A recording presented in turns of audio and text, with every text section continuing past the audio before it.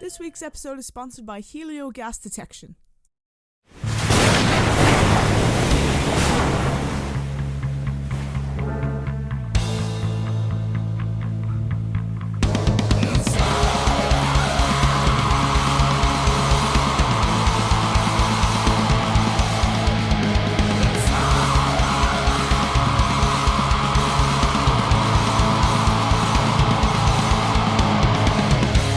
Hey everyone, this is Letty for the Metal Cell podcast. I'm joined by the lads from Def Can Wait. How are you all doing? Hello. Good, yeah. All good. So welcome back to the Doing all good. podcast, guys. It's been a while since we were last on. How are you doing? All good? Yeah, I can't complain. Yeah, no, fantastic. A bit tired after the last few gigs we've played, but yeah, still buzzing from them as well. So it's yeah, we're doing well. We're doing well. Yeah, That, really good. that is awesome to hear. Patryk, you bring up the last few gigs. You guys have been pretty active with the gigs this year, including Templemore Metal Fest, Outrage Fest, and of course the Siege. How does it feel to be playing all these festivals? It's fantastic. As a band, obviously we went through a bit of a stage there before our second EP, obviously during COVID. Any musician that you speak to, especially underground, will tell you the same story.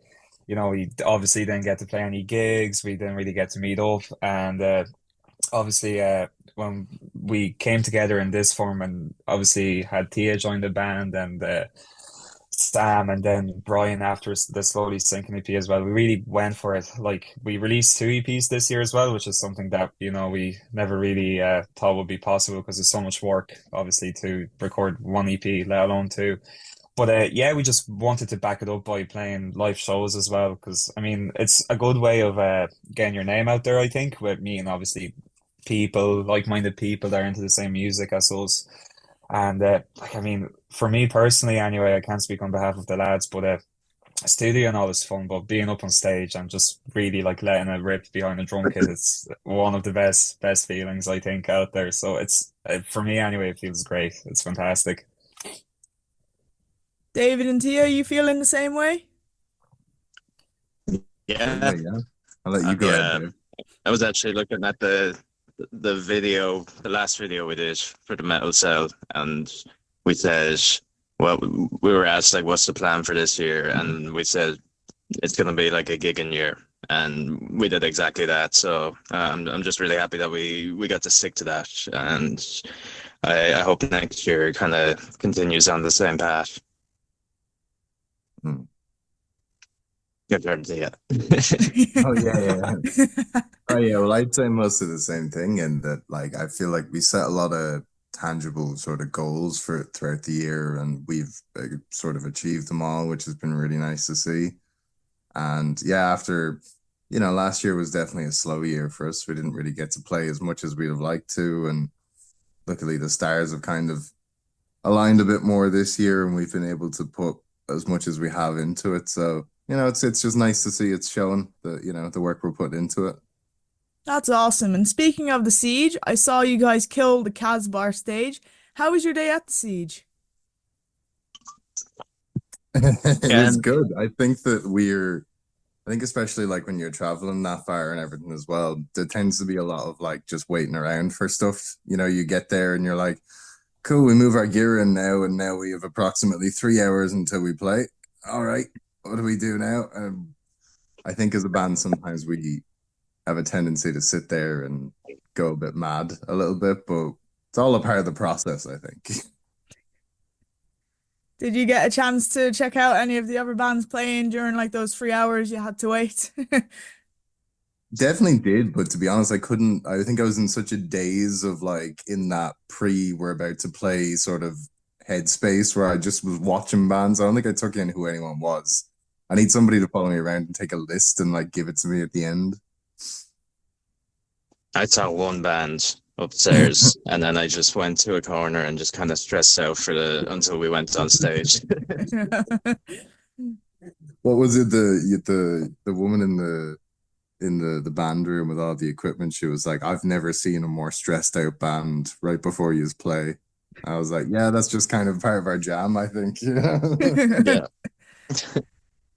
Yeah, especially with that one as well, because like obviously I've been on to the promoters for a while, like really trying to get that gig, and so we always knew like it was quite a big deal to actually get and go to play Siege, and we got it this year. So obviously like there was a lot of hype coming up to it. There was a lot of excitement, and I think we all realized that was a big deal. But then you actually get there and you see how many people are at it. Like that was my first time in Dolan's. I've only ever drove through Limerick, and seeing how big the place is and how many people are at it, like even at the so-called smaller stages like the Casbah stage, you get there and the room is packed. Like when I went into the venue first, I was obviously going around with 3 bags full of drum stuff, and I had to like ask everyone to move out of my way because I couldn't even walk through the venue. So I think Mm. that added to the a bit of the stress before it as well, because like Jesus, like we've played a few shows that have had good crowds, but that was something that we've never met before, but it was fantastic. It was my first Siege as well, and I'd never been to Dolan's or anything like that. I've always Um, like given it shout outs on the gig guide and stuff. Yeah, So to yeah. see like the legendary Dolan's, I was actually taken aback by how big the main stage is. Massive. Massive in there, Yeah, isn't it? absolutely massive. Yeah.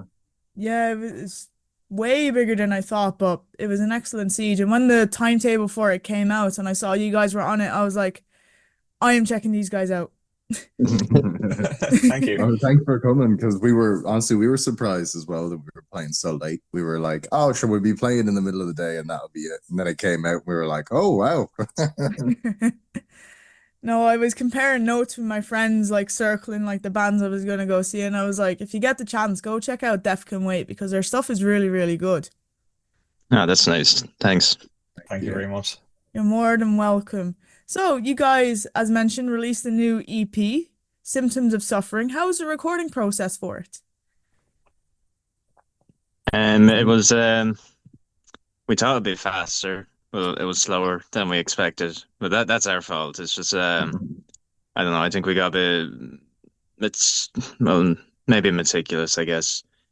But no, it just took a long time to track everything. I went in with the mindset to add more layers to the guitars, so guitars took a lot longer. And then, well, Patrick banged out the drums there in like a day, so Patrick was fast.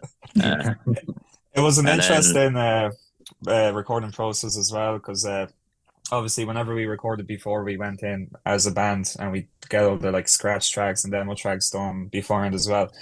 But this time around, actually, with the dates that we had set, the day that we were due to go in as a band, I had to go to Poland. I had a death in the family, so I went back for a funeral.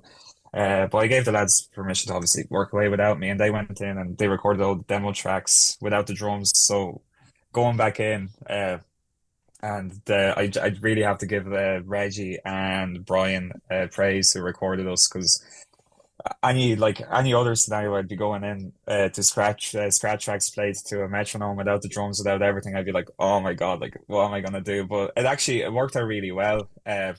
I'm really, really happy with the end product, and I had a great time in the studio. But yeah, it was very interesting as well, because it was different in that way where I wasn't listening to stuff that I recorded before. It was literally just a click track and then the song isolated, which allowed me to change up the drums a bit on some of the songs as well, which was fun. Tia, did you enjoy it? That's me, yeah, sorry. Yeah. My ears. Yeah, no, I had a great time with it. I think there's a lot more confidence than I was, the first time going in because it's a it's a weird one. You can hear yourself back 1,000 times, but when you hear vocals isolated, pipe being piped in through headphones, you're like, I don't sound like that. I thought it was better than that. Thought I was doing something here. But yeah, it takes me a bit of a while to kind of settle into it and get used to it. But like you said, Reggie's been fantastic. So when I work with him and we're recording, he's very good for letting me sort of shake it out and just settle into things. So I had a really good time with it, and these songs sort of got to go back over some stuff that I learned, kind of when I was just joining the band as well, and sort of reworking that, revamping it. So a lot of fun that way. That's awesome. And I have a question here from Richie. How is bringing Brian back on joint vocal duties? Oh, it's been really awesome. I was really, really glad when Brian sort of was inquiring about coming back because I had often had the thought of, like, God, if his vocals and my vocals could work really well together. And, I think it's taken us a little bit to work some kinks out, but we're definitely getting there. And I feel like that cohesion is really working now and the chemistry bouncing back and forth between me and him.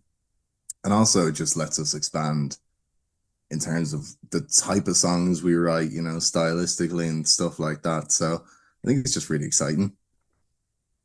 That's awesome. It immediately brought me back when I saw you guys with two vocalists. I was like, make having two vocalists great again. Like, Yeah, man, bring it's it back. cool. I don't care what anybody says, it's cool as shit. It is. Bring so much more dynamics. But yeah, like Awesome. So, do you, Brian's been great to have back. that's Sorry, I think awesome. I'm lagging here as well. A tad bit, but that's okay. All right, I think I'm back. It's Yeah, no, but it's been great having Brian back, and because he's doing keys as well, he's not just doing vocals. So I think we're gonna kind of experiment a bit with it, not just keyboard, but some electronic and synth stuff. So I think having someone because I know a lot of people who are into metal don't really want to pick up a keyboard. They want to pick up a bass or a guitar or drums. So I think it's really unique to have someone who is dedicated to synths, keys, drum machines, that sort of stuff. And he can also sing really good. So it's great. which is awesome as well, because again, it brings so much more dynamics to a band like. Absolutely. I mean, Yeah, just exactly. even he's got so many ideas, even just in terms of ways we wouldn't necessarily approach a song. That always it's only ever going to make things more interesting, having that perspective. Adds a whole new layer. You can I'll give an answer for this next question now. Do you have a favorite memory from recording the EP?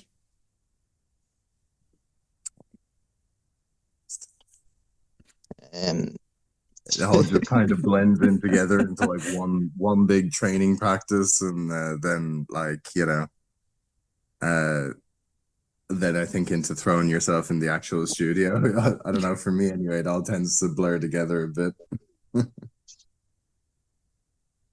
I just like how Sorry. the structure of the songs kind of changed. Like we went in with like Incinerator is a good example. There's a section towards the end of the song that was completely different. And then I asked Reggie to change something and he changed it wrong, but the thing he changed wrong actually worked better. So we just went with that in the end. So I really like that. Yeah, yeah, I think it's the changes as well. I think you can always surprise yourself when you go in to record a song and you obviously have like a really clear idea of what you want it to sound like, and then you end up doing the complete opposite of it. But I think on Botch, myself and the lads were kind of messing around. I was never 100% happy with the drums. I felt like they might be a bit samey. And I tried this breaking down the second verse with halfway through it, I'd switch up and do like a thing on the double bass drum, basically just play it faster, double up the tempo. And I was never really able to do it as well as I wanted to in the band room because obviously we don't have in-ears, we don't play with metronomes. It's kind of just it's very, very raw the way we practice. And obviously in the studio, it's a lot easier. You can take how many takes you want. You have everything. You get used to it. And that changed. And after that, that led me to add in a blast beat in the second chorus as well. And that leads into the breakdown, which is probably like the slowest breakdown we've ever wrote. Is literally like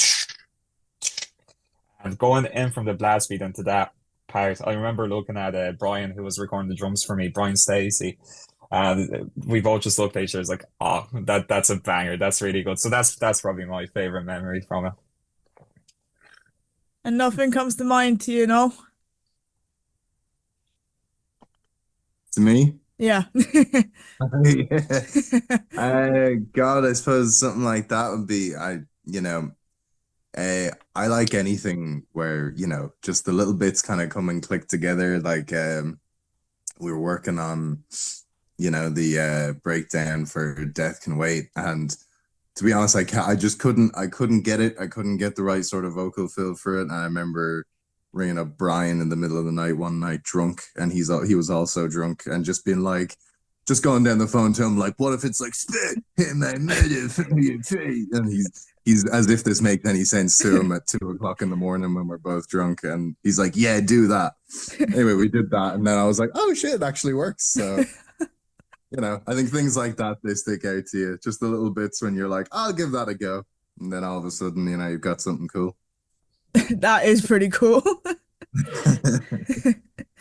My favorite song off the EP is the band's title track, Death Can Wait. How did you write the song?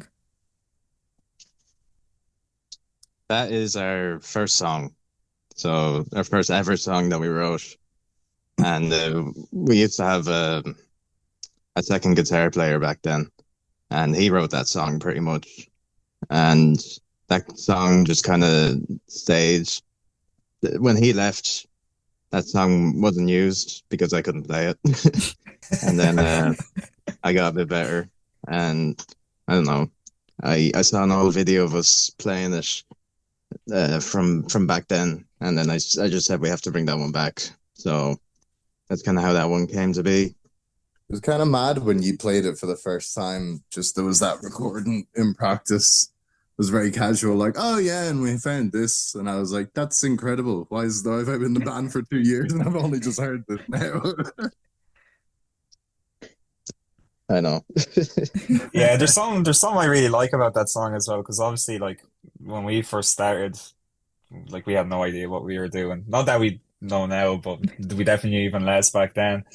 And yeah, there's like, I was always a bit worried about that song that it might be ripping off, like, Avenged Sevenfold a bit too much with the to do on the snare and all. But like, who cares? It's just really fun. And then when we brought it back, we're like, yeah, this is like, really catchy to us, and other people might enjoy it as well. So yeah, thank you. It's really nice to hear that you like that one as well. No, it's an absolute banger. Like I've been playing it a lot on my Spotify, and it's just like Death Can Wait, Death Can Wait. Absolute banger. You can all give an answer for this, and it does not have to be for Death Can Wait. If you could collaborate with a musician, dead or alive, who would it be?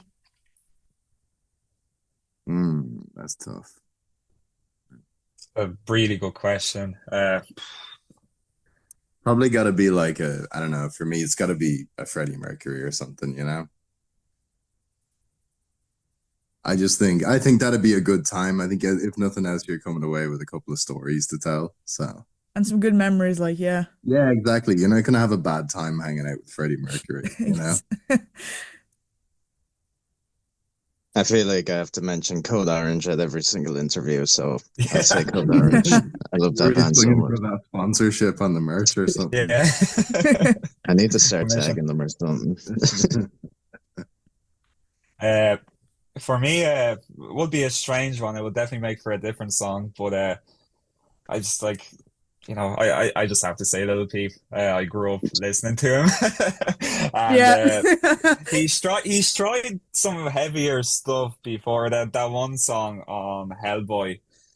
Yeah, Jesus, I can't even remember the name of it. What is it? But Move on, be strong. The one. yeah, Yeah, Move yeah. on, be strong. What's that riff that he samples in it? It's Avenged Sevenfold. Yeah. Yeah, something like that. I'd love to do it. And obviously, big part of my teenage years as well. So yeah, Little People would be my answer for that one anyway. Lil Peep is a solid answer. I've checked out some of like the pop punk remixes of his songs, and I don't think they work that well because maybe it's because the person who made them like doesn't sync it up with the time signature. Yeah. But you But never know. You never know if he was around, sadly, obviously. Yeah. I was only talking about this with the lads the other day. I feel like the way his music was going, I feel like he would have went into different genres. Maybe that would have been one. You never know. But yeah. yeah, because Horsehead, he started a pop punk project, didn't he? Yeah, he did. A lot of them lads that were into that kind of sad boy trappy stuff went off Ghostman was one that we listened to a lot when we were younger as well. And sure, Mm, even back then, he just went off and started doing like essentially death metal, with the beats anyway. So yeah, Yeah, no, Ghostman. and Suicide Boys are just Suicide Boys. They're just pumping out yeah, content like there's no yeah, tomorrow. an album every 2 months. Literally. Lil Peep, Freddie Mercury, Code Orange, they're all solid picks. I could never get into Code Orange. I understand, and no one else, none of the lads like to get into like Code Orange either. I don't think. I'm after showing them the same songs, hoping that it might change their mind, but it's not working. Like the only piece of merchandise I have from them is I've got a Metal Hammer poster and it's got the lead singer doing the middle finger on it, like, and it's hung up on my wall now and I'm looking at it. Incredible. That'll do. At least you have that. Exactly. I know they did a WWE intro for Bray Wyatt when he was still alive. Yeah, yeah. I know they were close friends with him as well, and yeah, they put up a post when he passed away. Um, and the lead singer did a collab with 200 Stab Wounds as well. So I love that band and their live shows. They did those COVID streams. They did like these paid streams or whatever, and they were amazing. I thought it was a great idea. Yeah, I just could never get into it. Maybe in 10 years' time I'll be into him, but what was it? 2024 me is now not a fan. Oh, Fair. The artwork for the EP is really cool, by the way. How did you come up with the concept for it? I came up with the castle idea. I I don't know. I just kind of got into castles for a bit.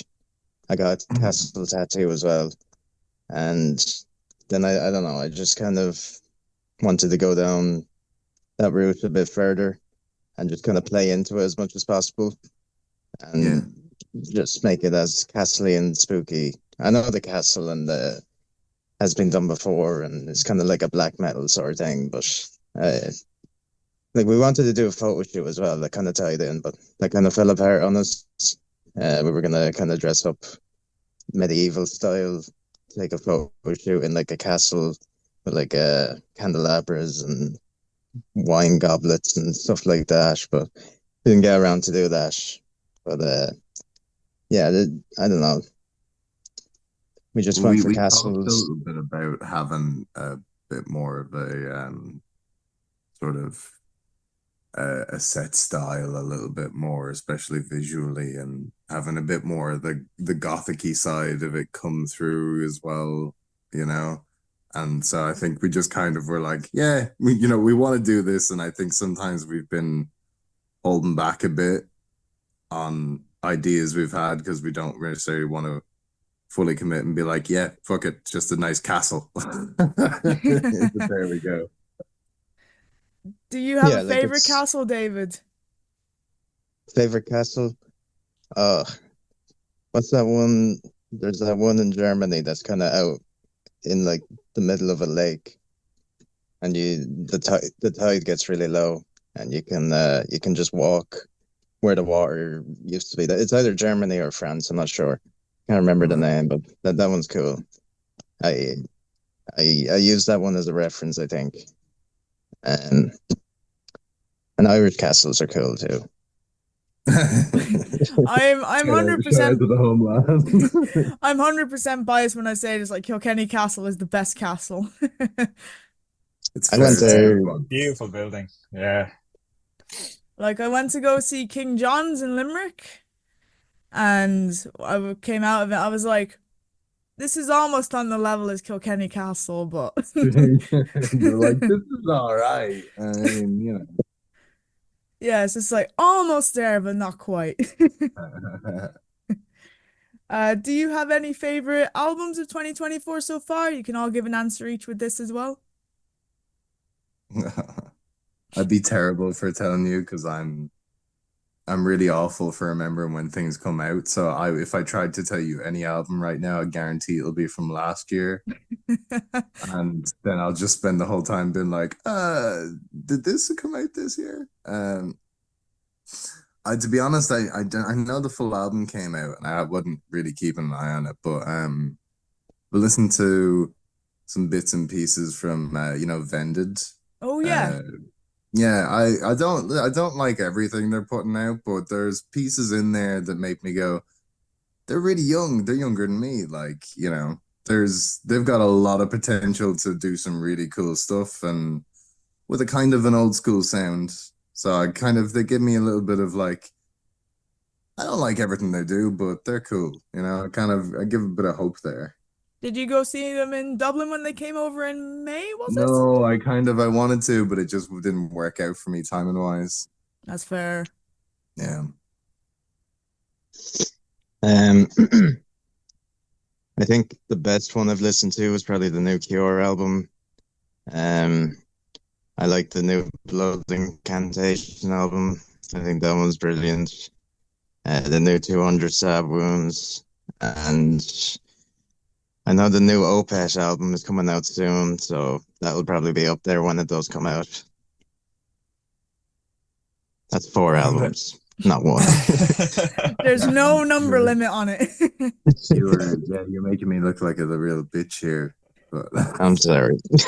Vended did have an album come out this year. I swear I do listen to music. It's just, sometimes. For me, a bit of a normie answer, but we finally got the new Bring Me the Horizon record after many months of waiting, and for me anyway, it lived up to the hype. I think almost every song on it is a banger. Still find myself coming back to it at least on a weekly basis. So yeah, I'd have to go for that one. It's just that band just amazed me. The way they keep on going and they change genre and they do something different and it just works every time. So yeah, so I'd go for that one. Did you go see them in January? Yes, I did. I got very lucky actually. I got to go for free. Nice. One of my mates got 2 tickets for his birthday, and I remember they announced it, and I was really worried I wouldn't get to go because I was supervising leaving cert, so obviously like I can't go in and buy tickets on my phone when people are saying state exams. And I came out of the exam or like panics, like, oh, is there still tickets left? And he sent in a yoke saying, do you want to come? I was like, yeah. And obviously they were supported by Bad Omens as well. So yeah, it was an amazing night. I loved it. Were you at it yourself or? I did, and I brought my mom. Oh, nice. That's awesome. That's awesome, mate. And she came out of it. She was such a fan. She really liked the visuals of it because she's a graphic designer, and she just liked the way that everything kind of fitted in with one another with the visuals. And she really liked Bad Omens as well. Yeah. I found their set to be very short. I don't know whether it was just me, but kind of went in and I got really excited and I played like 6 songs and I was ready for more. Like I know it was only a support slot, but I would have loved to have heard another few tunes. I But think your man was having issues with his voice or something on that tour. oh, really? Oh, I think he had like a show or two, might have been after that he had to kind of cut altogether. oh God, yeah. And there was a fight during their set as well that cut it short as well. Yeah, there was because we only got there we missed most of Bad Omens. We only got there for the last 2 songs, but we like caught the end of a scuffle where like people been thrown out as we're going in. Like, well, what's that? Yeah, and they just walked off stage. Rough. Yeah, they walked off and came back like 5 seconds later, being like, "Protect each other out there." Yeah. And it was funny, I was reading the set list for Bring Me the Horizon, and without fail on every date, there was a fight during Doomed, and they had to go off. It was on like really? Setlist FM, like stops due to fighting crowd. Well, it's habit now. They can't stop, And Dublin was the only one where it wasn't stopped.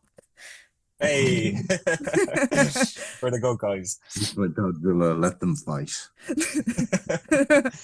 Exactly. And we're on to our last question. Do you have any advice for anyone wanting to start a band in 2024, almost 2025? Oof. Yeah, If, that's the best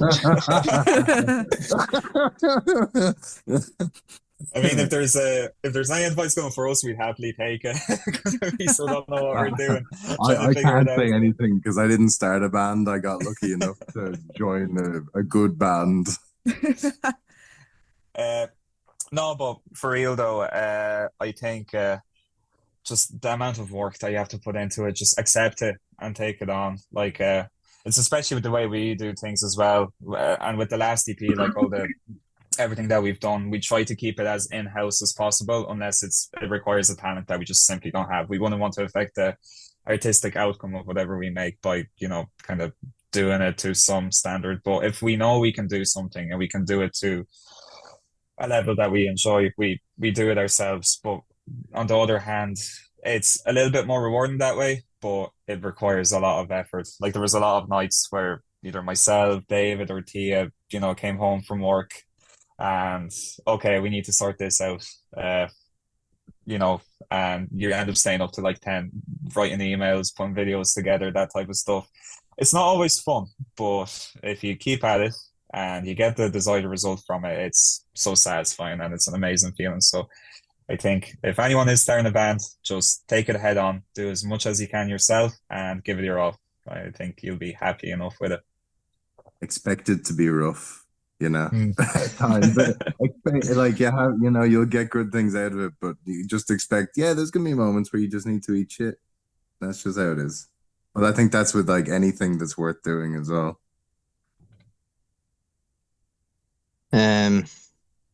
Just don't be too picky.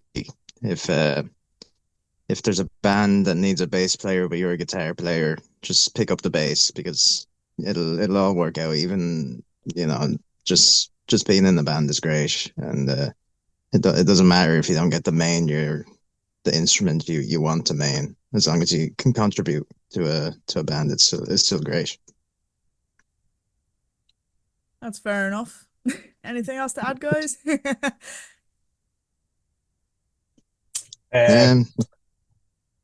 Go go, ahead, but I don't have anything. Obviously, for anyone that ends up watching this, we've had a fantastic year, but not to be cheesy about it, it's the best part of it is obviously, as I said, the live shows and then seeing people at the live shows and even seeing it through social media and stuff. People engaging with the EP, with slowly sinking and Symptom of Suffering and reacting to it, actually giving it attention.